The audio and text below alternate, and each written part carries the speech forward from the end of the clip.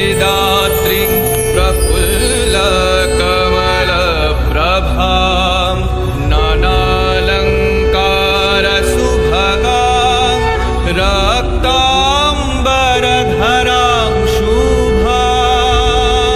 সদা সিদ্ধিদায়ী আমি নাথ এসেছি তব আহ্বানে, অষ্টসিদ্ধি লোভিবেন হে প্রিয় জড় জীবের কল্যাণ সাধনে, কল্যাণ সাধনে।